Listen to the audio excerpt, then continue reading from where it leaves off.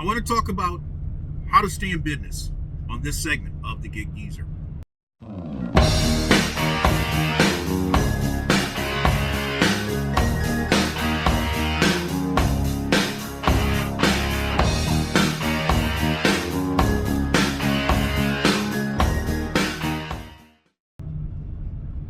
If this is your first time checking out the Gig Geezer, if you're a returning visitor of the Gig Geezer, thanks for coming by. And if you would not mind, hit that subscribe button, give my content a thumbs up, share my content among others, and I definitely welcome your comments in the section below. Before I get started with this segment of the Gig Geezer, I want to acknowledge a couple people. The first one is a longtime subscriber of the channel. In fact, he shared with me that he has been a subscriber for more than a year. And in fact, recently he shared some good news, at least for him personally, in that he is about to enroll into truck driving school. So he's going to get a CDL and he's going to have the opportunity to drive some big equipment. His name is Raymond Picard Jr. Mr. Picard, very thoughtful guy and always supportive.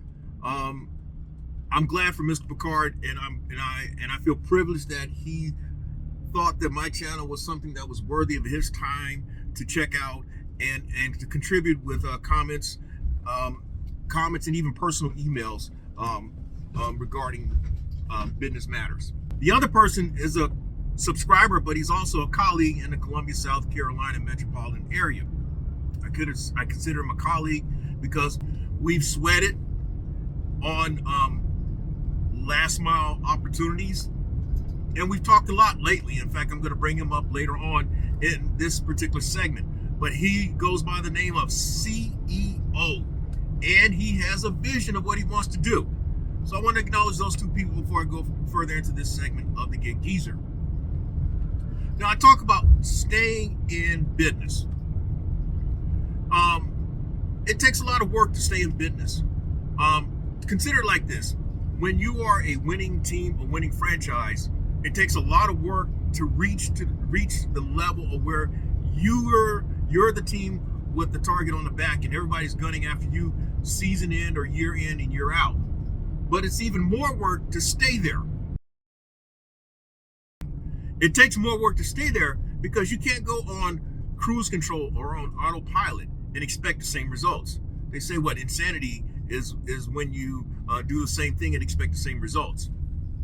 So in order to remain sane, there's always this constant assessment and reassessment of what you're doing. But also you're also challenging yourself to think outside of the box as necessary. The problem is when you get caught up in when you are not willing to acknowledge, and this happens to all of us, and hopefully it won't happen to me, but it possibly will. The problem is that you have a run of success and you think that formula for success is still relevant to today.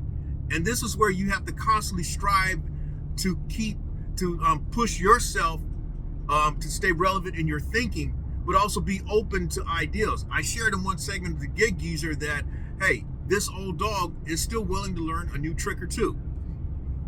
So there are three things I want to just at least put out there for you that you need to think about when it comes to staying in business. And these are some principles that, hey, you go on Sunday morning or midweek service, but I'm going to put it in these terms, maybe that you can apply in your business enterprise, your personal business enterprise. It says to ask, seek, and knock. When you apply to the ownership and operation of a sprinter/cargo van or in any business, to knock means to be consistent, to push for resiliency. I want to say persistence. Those are the three words that come to mind when you're knocking. Because in business, for example, when you're working, when you're trying to book your own loads, these brokered opportunities, you're going to get rejection. You're going to have people. You're going to have people hang up on you. You're going to have the disappointment of things failing to materialize. But then there's that resilience and persistence on your part that keeps you going. The consistency is when you have resolved within yourself that you're going to come out here every day and try to make it work. That's the consistency. But also, consistency is in your results. What are you doing day in and day out?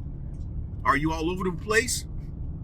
Or are you working a path towards a goal that I've often talked about? When you seek, when you're seeking for things, that is a pursuit. That is a pursuit of a goal.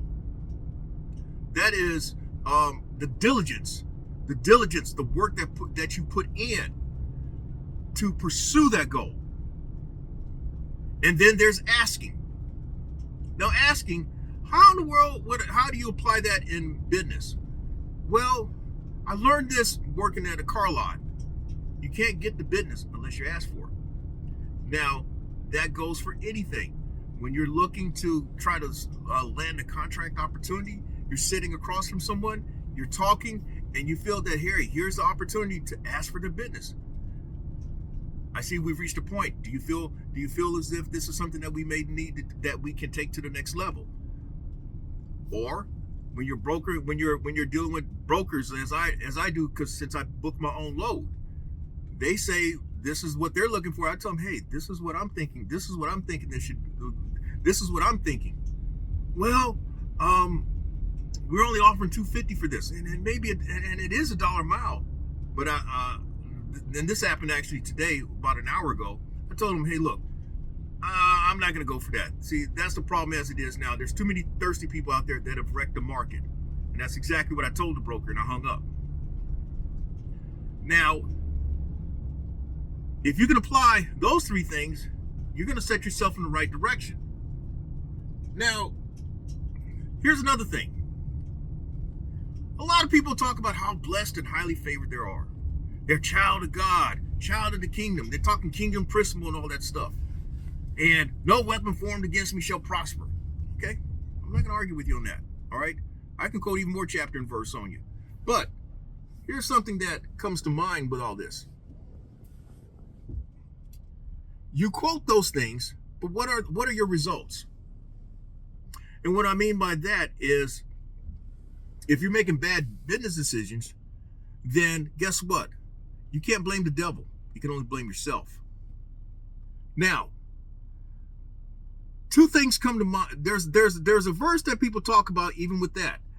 You talk about being vigilant and being sober. Be vigilant and be sober.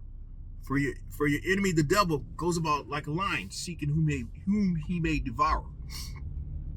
Well, here's the thing with that. In business, we have to be vigilant. We have to be watchful. We have to be mindful.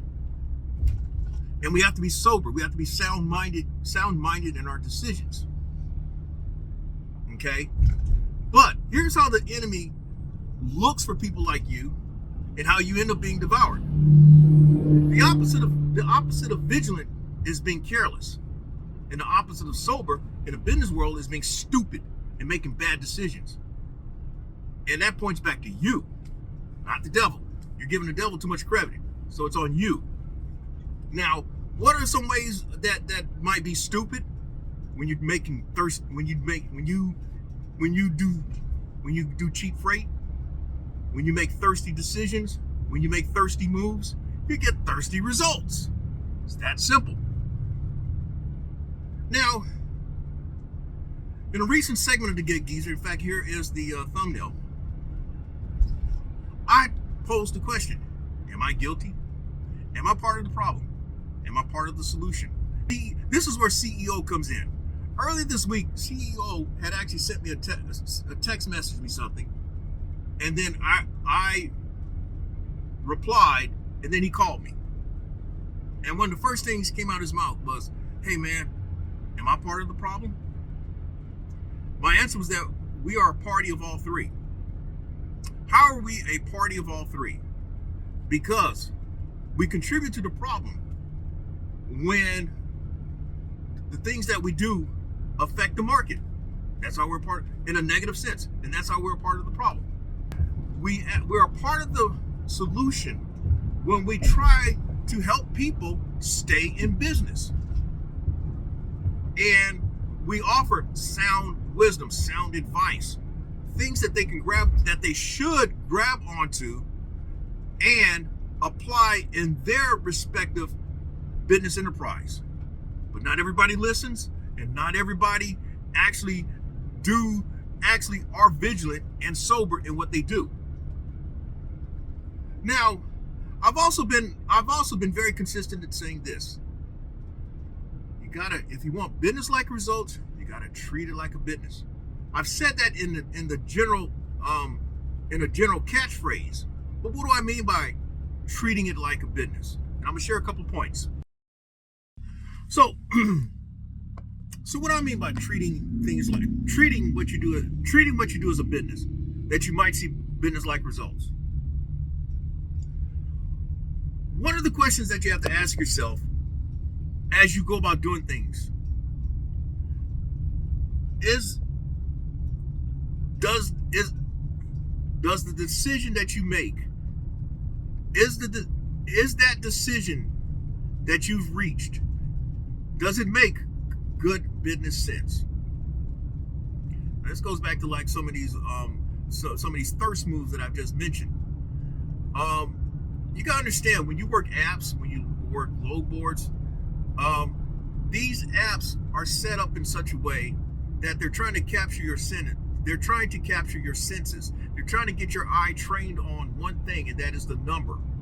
And they're counting on that you're not going to pay attention to the details.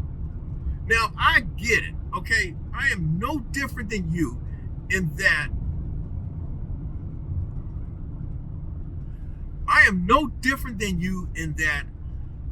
I'm working these apps. I'm sometimes fumbling with the phone and all this stuff, trying to accept something. If it's a load board opportunity, depending on which one it is, I've got mere seconds to react. And the way this thing is set up, you are in a reactionary state.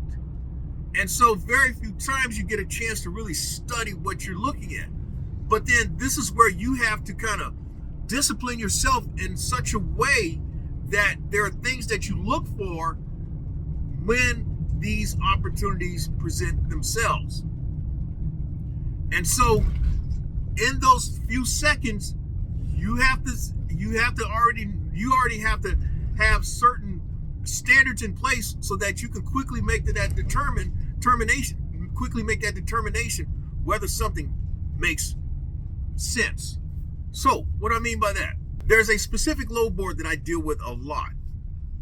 When the opportunities come up, as I mentioned, you may have mere seconds to react and actually try to book a load. Sometimes you're able to get into your broker and try to get more money, but a lot of times you got mere seconds to react. And so you may not get the money that you're looking for, or you may just have to pass. But oftentimes too, that opportunity is gone. Poof, just like that. On the gig apps, same thing. You may have mere seconds to hit that to get it, like on Instacart or Amazon Flex. A lot of that with Amazon Flex. Many of your last mile apps, same thing. Sometimes you have apps in which you have to put in a bid and you have to think very fast. You have to kind of glance real fast and then also put in a bid and what have you.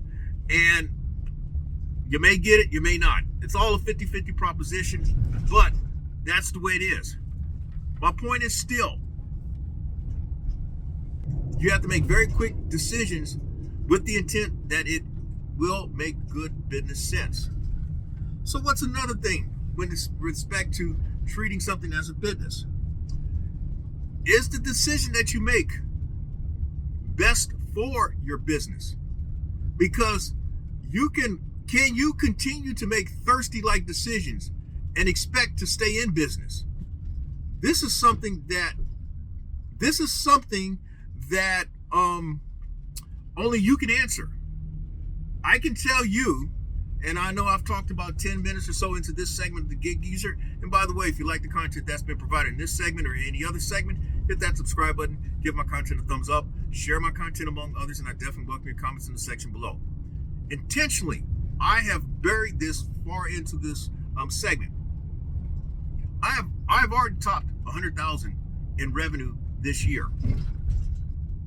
I've already topped over 100,000 in revenue this year, and I've also topped $10,000 in revenue earned for the 5th consecutive month. And so, do you think that I can talk of do you think I can talk of having generated over 100,000 in revenue by making thirsty decisions? Even though I may have mere seconds to make decisions, do you think I can get there by making a lot of thirsty ass decisions? Decisions in which, for example, you accept a load opportunity that pays 75 cents a mile, or you're on a roadie app and you accept a run that's 100 miles and it's paying $39.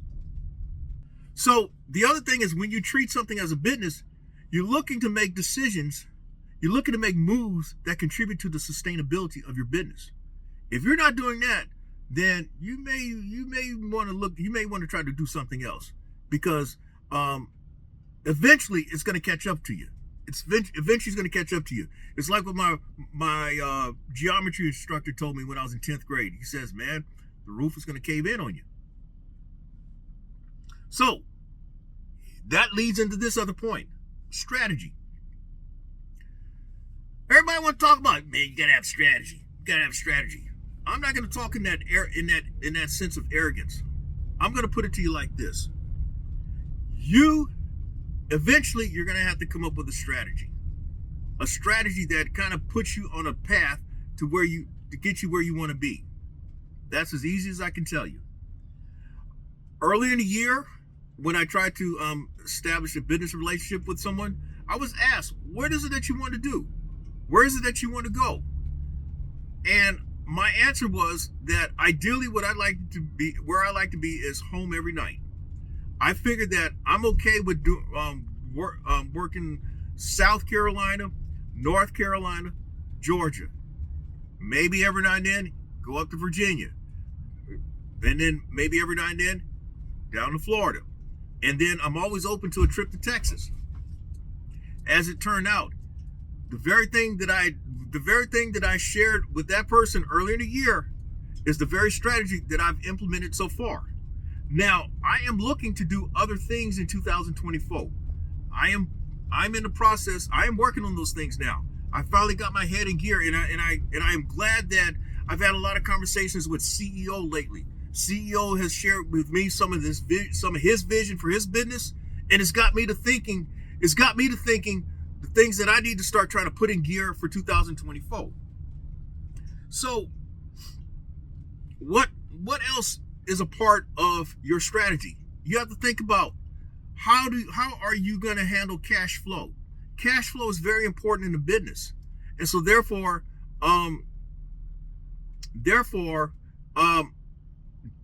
if you don't have a chest of cash to work with to start out with, especially people who are starting out, hey, I'm no different than you. My papers for this transport operation were filed on December 8 of 2022. Less than 10 days later, December 16, 2022, I completed a transaction for this Sprinter/cargo van. That said, I had already that same week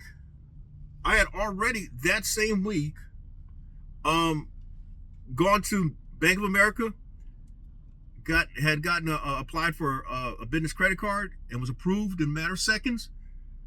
And then a couple of days later, I went ahead with applying for a commercial auto loan, approved in seconds. So I had certain things in place. And then I also worked on building up line of credit so that I can leverage things if I need to do so to keep things going first year. So, have you put yourself in a position financially, either cash-wise or credit-wise, to be able to withstand some rough spots?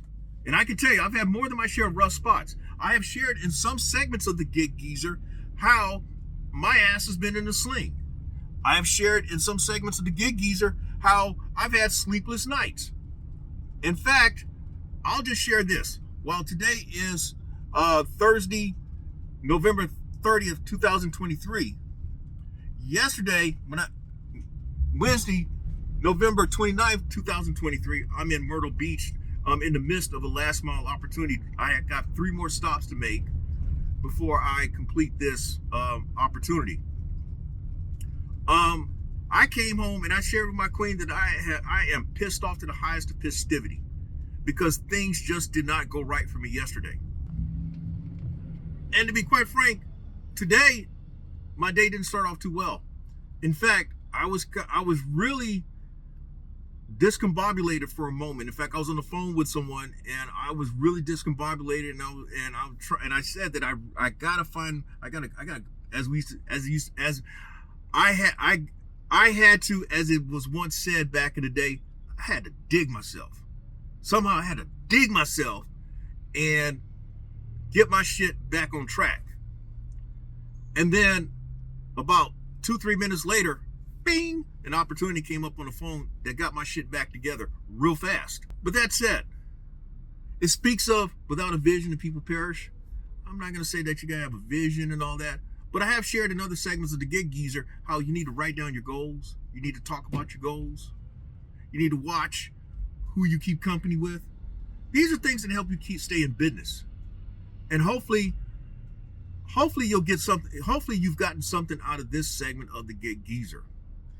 And if you like the content that's been provided in this segment of the Gig Geezer or in any other segment of the Gig Geezer, hit that subscribe button, give my content a thumbs up, share my content among others, and I definitely welcome your comments in the section below. I'm Inwood Lane, and as always, may your grind and may your hustle continue.